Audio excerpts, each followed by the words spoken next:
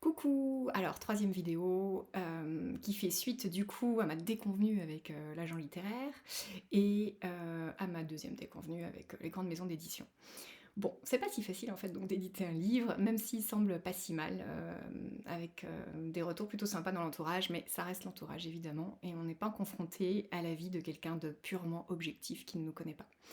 Donc suite à ça, 1 an avant, on m'aurait parlé de ça, j'aurais jamais dit que je j'y arriverais, mais évidemment, je suis arrivée à l'auto-édition. Donc auto-éditer son bouquin, c'est se trouver, finalement une imprimerie, qui pour un tarif modique va, imprimer le manuscrit, voilà alors là il y a plusieurs types d'impression possibles et finalement, moi je me suis retournée vers Amazon tout simplement. Alors là franchement je le recommande, je suis ravie de cette expérience.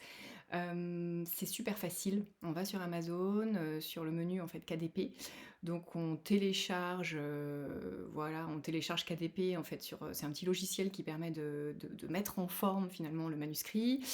Ça prend combien? Allez, je dirais 2-3 jours maximum, sans y passer tout son temps bien sûr, pour peaufiner le manuscrit, pour le rendre, apte à la lecture. Donc bon, il y a un petit formalisme qui est exigé.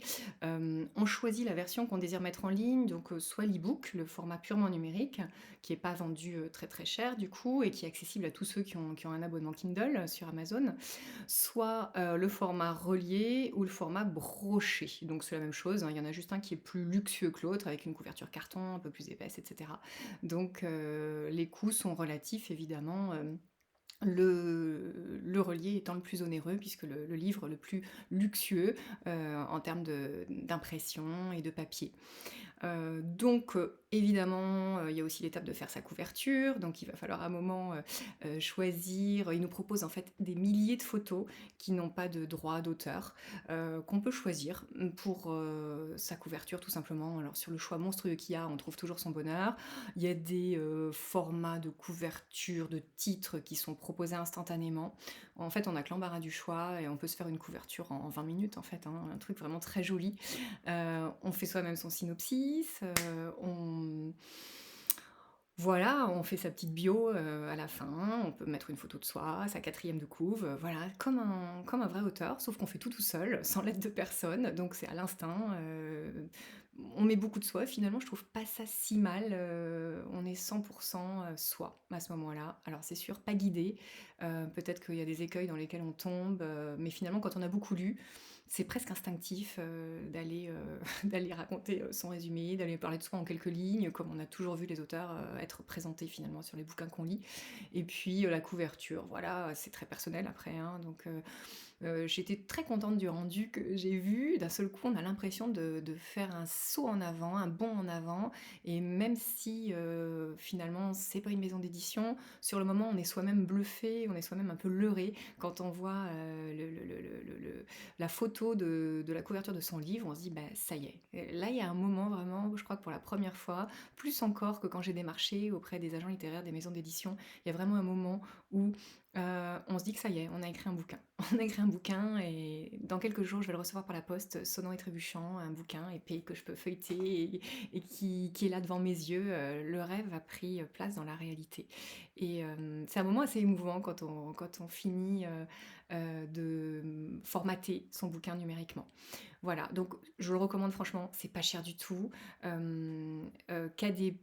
Amazon nous laisse en fait 70 des redevances. Donc finalement, par Amazon, si toutefois un jour le livre était vendu à des milliers d'exemplaires, c'est beaucoup plus rentable que de passer par une maison d'édition qui va nous laisser un tout petit pourcentage en fait, hein, moins de 10 souvent, du prix du livre vendu. Alors que là, on a 70 de la redevance. Donc, bien sûr, rien n'est fait, tout est fait et rien n'est fait. C'est-à-dire que le bouquin est prêt à vendre, mais personne ne le connaît. C'est le seul bémol, donc pour l'instant, il n'y a aucun marketing, aucune pub qui est fait dessus.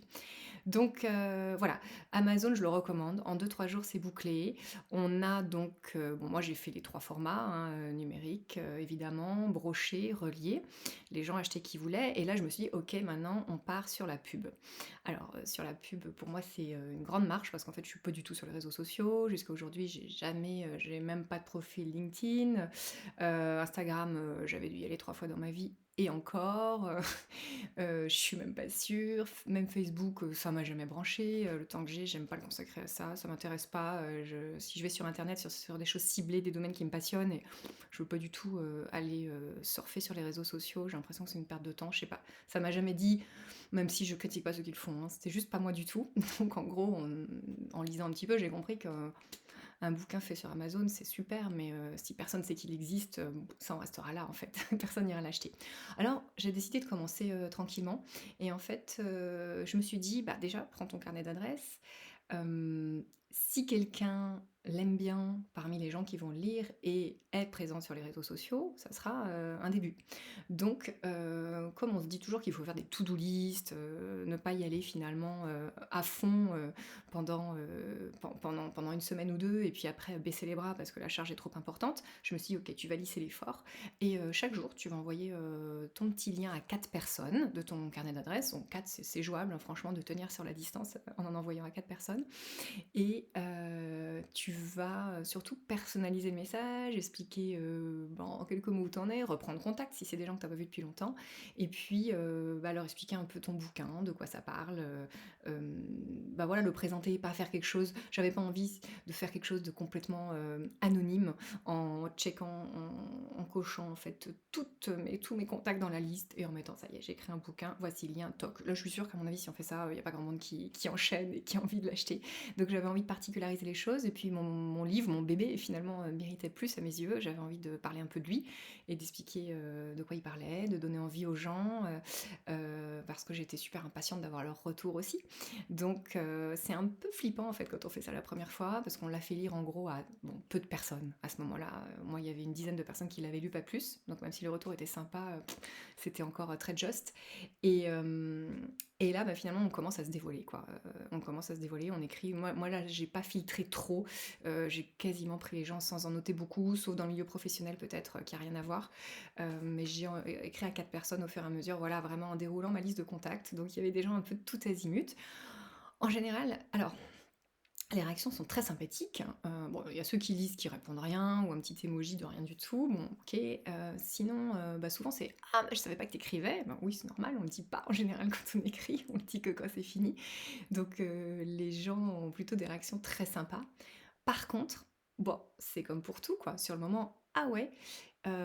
Mais le fait qu'il faille le commander, cliquer, il y a très peu de gens en fait qui concrétisent l'achat et qui vont l'acheter. Et quand je vois les gens après coup, souvent c'est ah mince, hein, j'ai pas pensé à aller acheter ton bouquin. Ah oui, je l'ai pas fait, il faut que je le fasse.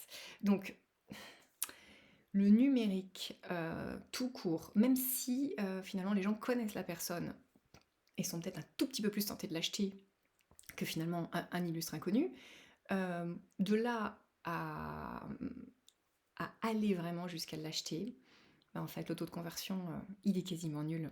En fait, les seuls qui l'ont vraiment acheté par ce biais, c'était des très proches que j'avais pas encore, à qui j'avais pas envoyé le PDF pour relecture, qui ont voulu me faire plaisir, des gens que je vois tous les jours.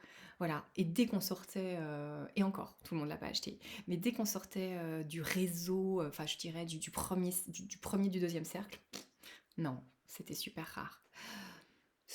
Voilà, sauf ponctuellement quelques personnes, on va dire, mais dans l'ensemble, alors dans l'ensemble, c'est pas simple, hein, donc il y a très peu de gens qui l'achètent. Voilà, alors j'en étais là, mais j'ai pas baissé les bras, j'ai eu d'autres idées. Donc pour cette vidéo, je m'arrête ici, j'ai pas envie que ça soit hyper long. La suite, très très vite.